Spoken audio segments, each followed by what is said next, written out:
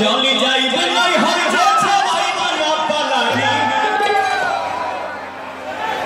एगो और भाव बा वो कैसे होला चली जाई बनई हर जे छवाई बना पलानी। रहुआ कहे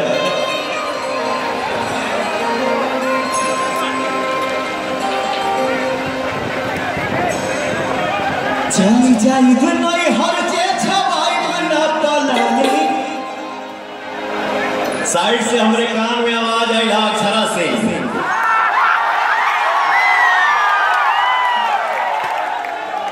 वाह। गायक से केहू नायक बन गए लेकिन नायिका से गायिका आप लोगों ने बना दिया। एक अक्षरा सिंह के नाम पे जोरदार ताली हो जाए। हो गई क्या बात है। ये गाना में पीछे पीछे कोरस कौले बड़ी अक्षरा जी और मोनालिसा जी। चली जाई बनई हर जे छवाई बना पलानी तबाह कइले बानी।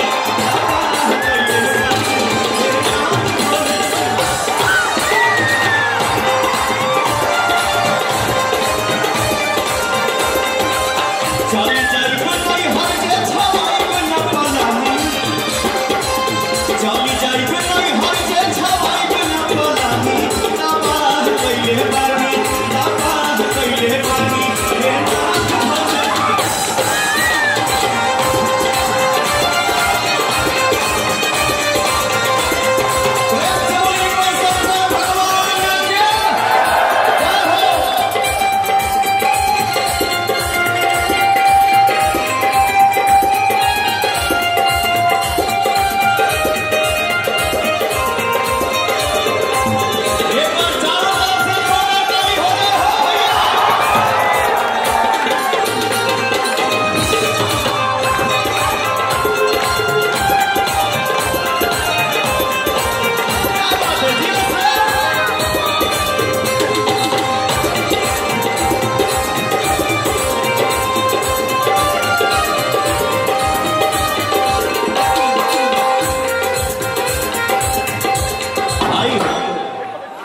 पार्वती जी और क्या कह रही है। छोटे बागने से छोटे छोटे बागने से छोटे बाटे करते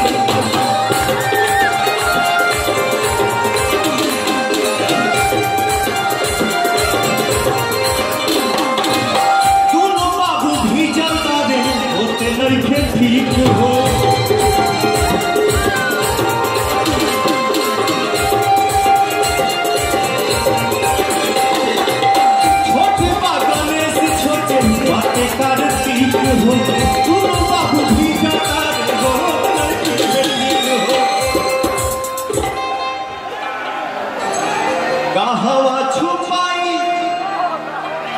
कहवा छुपाई चारों ओर बरस पानी।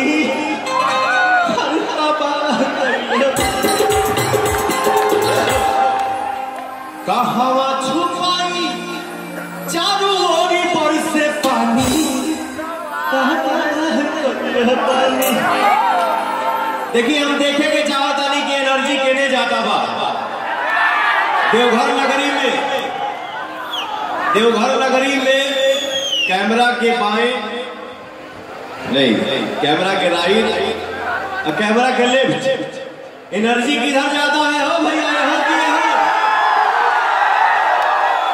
इधर ज्यादा लग रहा है। फिर से बताइए एनर्जी किधर जाता है। हो भैया वाह। कहवा छुपाई चारों ओर बरसे पानी। अभी आप लोग मत बजाइए जाए।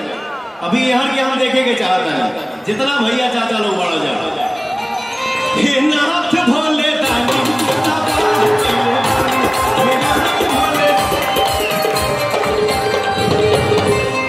अब आप लोग देखी जाए। आप लोग अपने एनर्जी दिखाई जाता।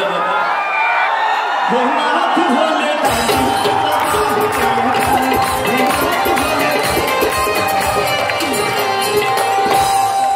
बारी बारी के नाम पर कितना एनर्जी आ जाला है भैया। लेकिन शंकर भगवान के छत्र छाया में हमनी के बैठल बानी जा, खड़ा बानी जा। यह एनर्जी चारों तरफ से एक बार हो जाए जो कैमरा में रिकॉर्ड हो जाए कि पूरा दुनिया देखे हो भैया।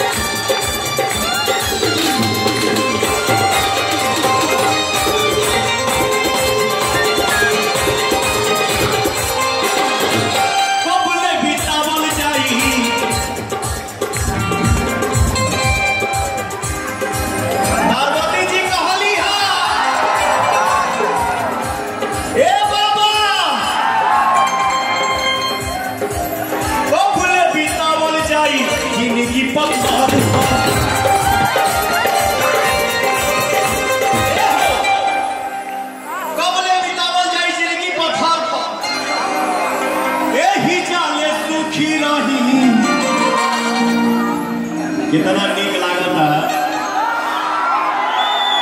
कि हमारा भाइयों के बीच में बैठल बने एगो चाचा जी। आ चाचा जी का वहीं से करता है ऐसे ऐसे कैमरा में तो देख लीजिए ऐसे ऐसे करता है। जियो चाचा, एक चाचा के नाम जोरदार ताली हो जाए हो। पार्वती जी शंकर जी से कहली है कि कबले बितावल जाए जिंदगी पत्थर पर यही चाले सुखी रही बाबूजी के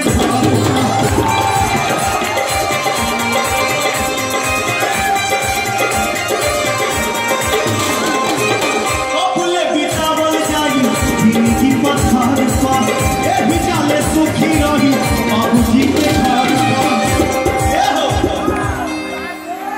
हमारा के छोड़ी अब बेटन खाती कहतानी।